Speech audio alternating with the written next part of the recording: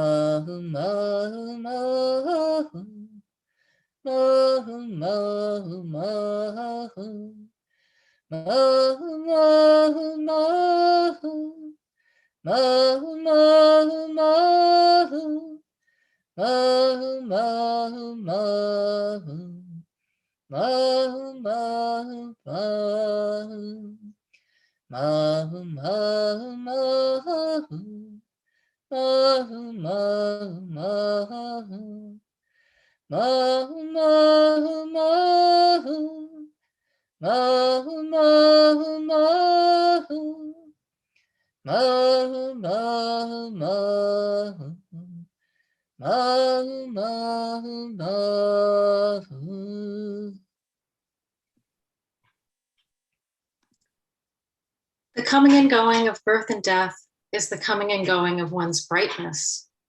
Going beyond the mundane and transcending the holy are the indigo and vermilion of that brightness. Becoming a Buddha and becoming an ancestor are the black and yellow of that brightness. Training and enlightenment are not apart from it, for they are what color the brightness is. Grasses and trees, walls and fences, as well as skin, flesh, bones, and marrow, are the scarlet and white of the brightness. Smoke and mist, water and stones, as well as the path of birds and the hidden road are the twists and turns of the brightness. Experiencing one's own brightness is the mutual encounter of meeting and recognizing a Buddha.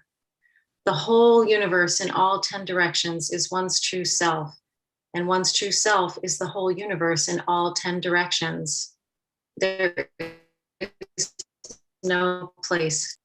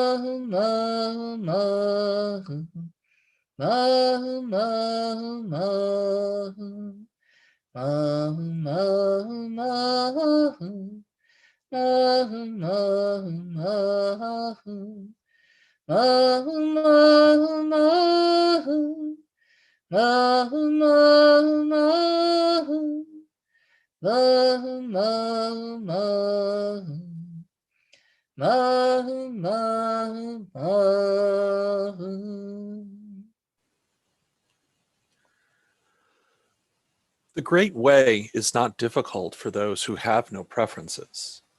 When love and hate are both absent, everything becomes clear and undisguised. Make the smallest distinction, however, and heaven and earth are set infinitely apart. If you wish to see the truth, then hold no opinions for or against anything.